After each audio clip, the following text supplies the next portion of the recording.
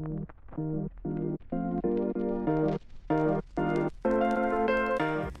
know how you just feel drained? Like, I just can't say no more.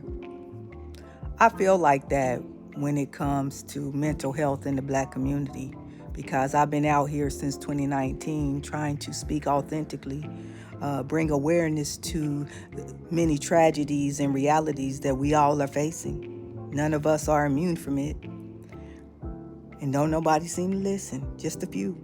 I'm just waiting. How can these mukbangs and these ridiculous people go viral? And here I am trying to help the masses, and I'm over in a corner.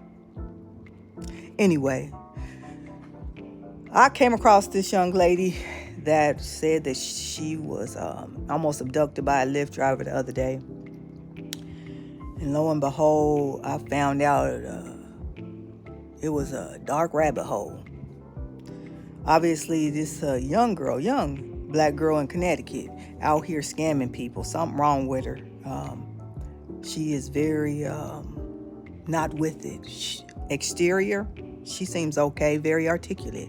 But see, mental health issues is not always seen to the naked eye. As I've said many, many times, she conjured up this story. So I initially thought more people start to come out and say this girl had scammed them and don't believe her because she's gotten people for their money far too many times and everything out of her mouth is a lie. I actually understand now where she got this story from. I came across a young lady that this actually did happen to. Black people, all people. Mental health is very serious and it's not being addressed as it should be. A lot of young people out here suffering, and the problem is a lot of their families looking other ways, talking about ain't nothing wrong with them, and it's a lot wrong with them. I'm sure this young lady didn't just get like this. I'm sure there were signs for many, many years.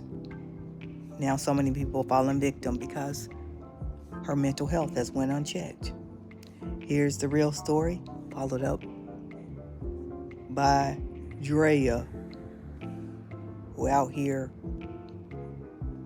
unchecked. Scary ride from the backseat of a Lyft leaves a teenager on the side of the road. A 17-year-old girl tells us she jumped out of that moving car because of her driver's suspicious behavior. Good evening, live from downtown Raleigh. I'm Lauren Johnson. Hi everyone, I'm Steve Daniels. This evening, 17-year-old Azia Bowden is recovering from injuries after she jumped out of that Lyft car. It happened on Fox Road in Raleigh near 540 and Lewisburg Road. And that's where Cindy Bay is live tonight with the details. This is really incredible what happened, Cindy.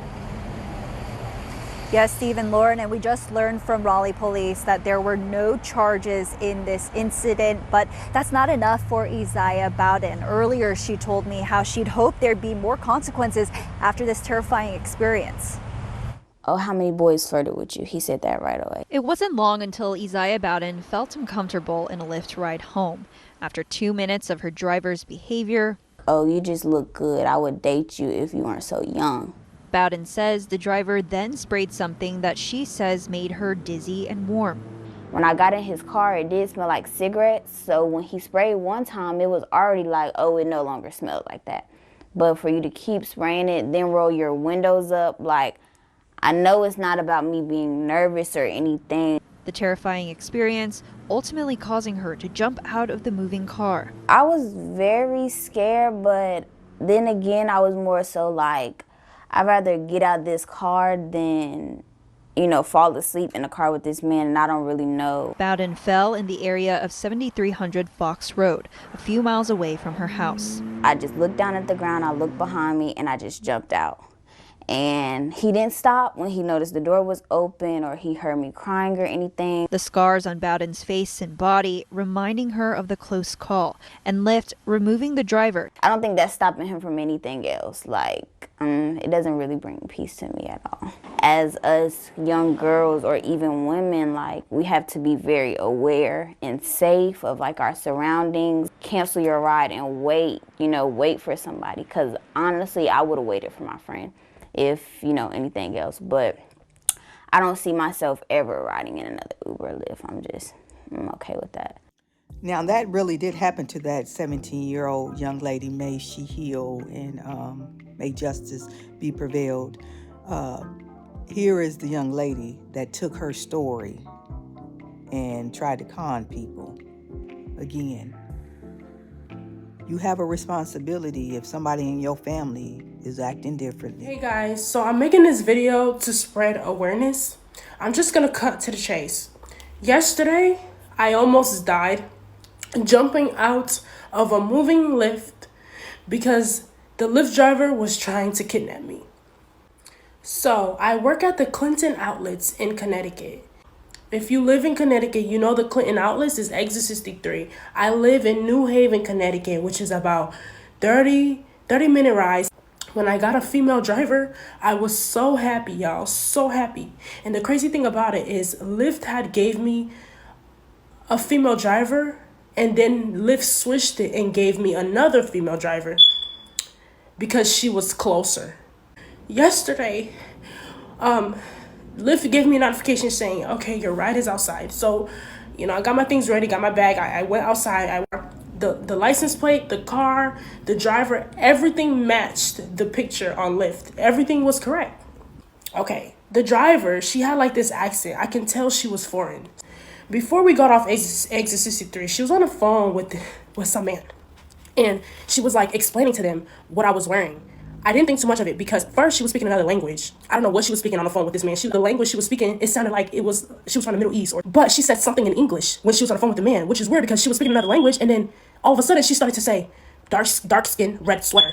When she said red sweater, dark skin. When she said red sweater, dark skin, I had on a red sweater and I'm dark skin. So she was describing, whoever she was on the phone with, she was describing me to that person, what I was wearing, how I looked, which was weird. I did not think too much of it because I was about to be to work. I was almost to my destination. So you know what? Even though I was nervous, I'm like, okay, I'm just let God handle the rest. I'm about to be to my destination. I'm gonna just let her take me to my destination. But we got off exit 63. Okay, so I'm back. You saw what I saw. You understand the same thing as me.